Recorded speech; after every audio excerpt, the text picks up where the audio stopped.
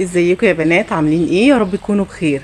النهارده بقى عندي شجره ليمون كده، فقررت ان انا اخد الليمون اللي فيها، الليمون الصغير خالص، يعني مش الليمون الكبير. انا هاخد الليمون الصغير خالص عشان هخلله وبيبقى طعمه حلو جدا في التخليل. فيلا بينا بقى كده ناخد بقى الليمون الصغير وبعد كده نخلله مع بعضينا. الكاميرا جايبه معايا الليمون الصغير ده، يعني انا هاخد الليمون الصغير خالص. شايفين كده الليمون الصغنطوطي ده؟ شايفين؟ هو ده الليمون اللي انا هخلله، يعني على قد ما اقدر هاخد الليمون الصغير. لا ما شاء الله الشجره كانت مطلعه ليمون كتير قوي، فانا بس يعني حاولت على قد ما اقدر ان انا اخد الليمون الصغير، مش عايزه الكبير، يعني انا عايزه الصغير مش عايزه الكبير. ليه بقى مش عايزه الكبير؟ الكبير بيبقى فيه ميه وانا مش عايزه يبقى فيه ميه، انا عايزه الليمونه اللي هي زي دي كده، اهو صغنطوطه كده، بتكون ناشفه، بتبقى حلوه جدا في المخلل. يا رب بس مش عارفه اصور كويس. شايفين كده؟ في دي يعني اعتبر دي كده كبيره برضو شويه، انا عايزه اصغر من كده، يعني هحاول اجيب اللي اصغر من دي كمان. بس كده قطفنا كل الليمون الصغير، يعني هو في كبير وفي صغير بس مش كبير قوي، يعني هو يعني كبير ما ينفعش، حتى الكبيره ما تنفعش تتعصر، يعني ما بيبقاش فيها ميه اصلا. بس كده يعني شايفين؟ دي يعتبر كده الحاجات دي كده هي دي اكبر حاجه، يعني ده كده اكبر ليمونه انا قطفتها. الليمون ده كده يعتبر هو اكبر حاجه، بس فيه صغير جدا. شايفين بقى ده الليمون الصغير، يعني هحاول برضو على قد ما اقدر هوريه لكم.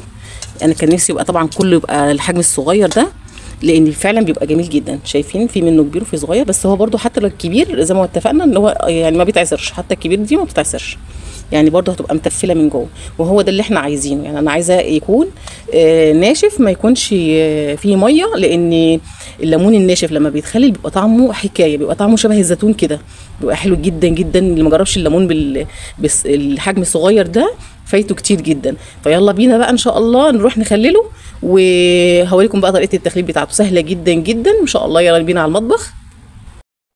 وده الليمون اللي قطفناه كله من الشجره، وبعد ما قطفناه بالشكل دوت هنغسله بقى غسله حلوه. اهم حاجه لازم نغسله كويس جدا. هبتدي بقى كده ايه، افضيه كده في الميه لحد يعني سيبه 10 دقايق كده لحد ما يتغسل، يلين كده 10 دقايق، وبعد كده اغسله غسله كويسه قوي، وبعد كده هنشوف الخطوه اللي بعدها. واهم حاجه بقى نغسله كويس جدا. انا غسلته ونقعته شويه 10 دقايق، وبعد ما نقعته 10 دقايق حطيته على ميه جاريه بالشكل دوت، وبعد كده هنصفيه بقى من الميه كويس قوي، وبعد كده هنشوف الخطوه اللي بعدها. الخطوه اللي بعدها ان انا حطيت هنا كده ميه على البوتاجاز. اهم حاجه الميه لازم تسخن كويس قوي قوي. اول ما الميه تسخن هنسقط فيها الليمون، وهوريكم هنعمل ايه.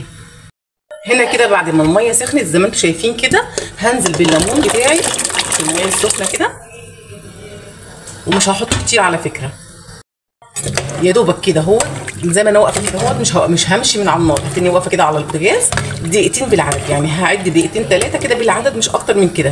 انا مش هخليه لونه يتغير، انا عايزاه يبقى لونه اخضر. انا بعمل الخطوه دي ليه؟ بعمل الخطوه دي عشان المراره بتاعه الليمون تقل شويه. تمام؟ خلاص كده اهوت. انا هبتدي بقى ايه المفروض اطلعه. انا بقول لكم انا مش عايزاه لونه يتغير زي ما انتم شايفين كده.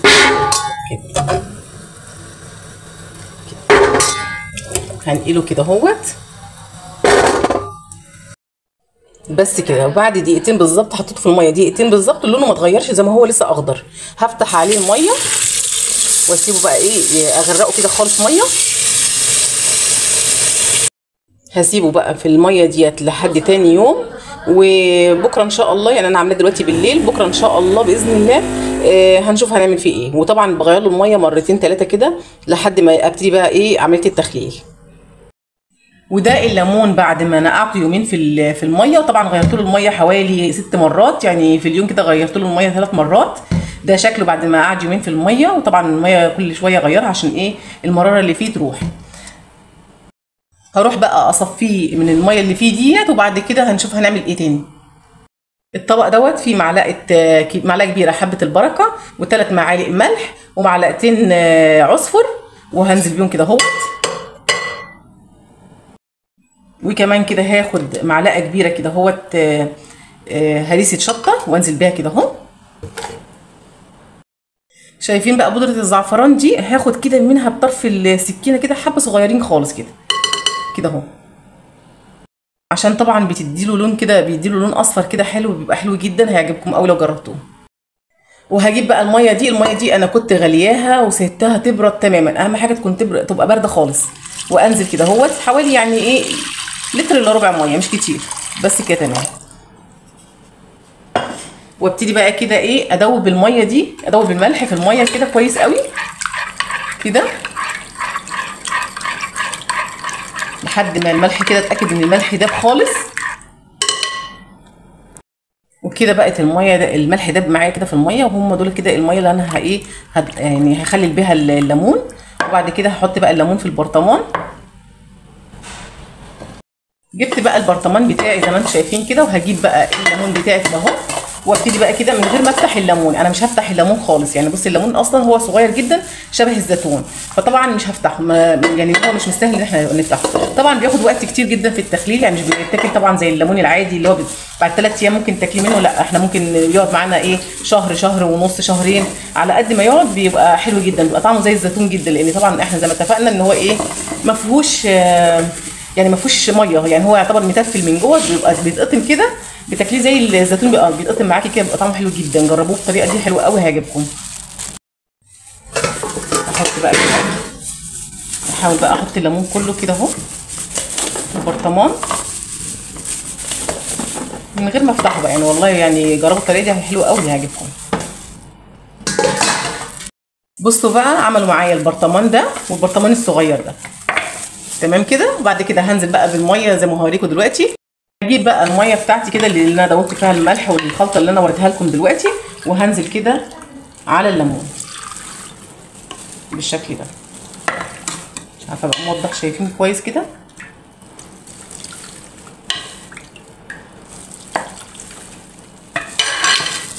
وده شكل البرطمانات بعد ما مليتها ميه بقى اللي احنا كنا عاملينها الخلطه بتاعتنا.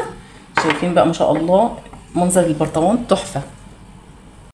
واخر حاجه بقى هجيب حبه زيت كده اهوت على الوش، على وش البرطمان كده، احط حبه زيت عشان امنع بقى ايه الهواء يدخل، اي هواء يدخل. تمام كده. كده بقى هجيب بقى كيس كده اهوت، كيس ثلاجه، اي كيس عندك موجوده عندك، تمسكي بقى البرطمان كده وتقفليه كويس قوي، تضغطي كويس قوي قوي كده، لازم نضغط كويس قوي عشان ما فيش اي هواء يدخل في البرطمان. بس كده، ونشيله بقى ايه على جنب. هعمل بقى البرطمان التاني برضو نفس الكلام، هجيب برضو ايه كيس كده اهو واغطيه كويس قوي، واجيب الغطا بتاعه، واهم حاجه اضغط كويس قوي، اخلي البرطمان يتقفل كويس قوي كده اهو. وكده بقى معانا المخلل تمام كده اهوت، مخلل الليمون بطريقه حلوه جدا وبطعم الزيتون، يعني حاجه كده ايه فاخر من الاخر، يعني هيعجبكم جدا جدا لو جربتوه بالطريقه بتاعتي دي. شايفين بقى ما شاء الله عامل ازاي تحفه، من غير بقى ما نفتح الليمون ولا نحشيه ولا اي حاجه، هو جميل جدا كده، يعني هيعجبكم جدا لو جربتوه بالطريقه دي. طبعا زي ما اتفقنا بقى ايه ان هو مش هياخد وقت طويل عقبال ما يتاكل منه، لان هو مش مسلوق قوي، لان احنا حطيناه يعني في الميه السخنه دقيقتين وطلعناه على طول، فهياخد وقت جدا في التخليل، هياخد له من شهر لشهر ونص، ممكن شهرين كمان عشان يبقى طعمه حلو جدا. بس كده كنا وصلنا لاخر الفيديو بتاعي، ولو عجبكم الفيديو بتاعي ما تنسوش اللايك الجميل بتاعكم والاشتراك في القناه، واشوفكم في وصفات كتير ان شاء الله. مع السلامه وربنا يحسن بين ايديكم، وباي باي.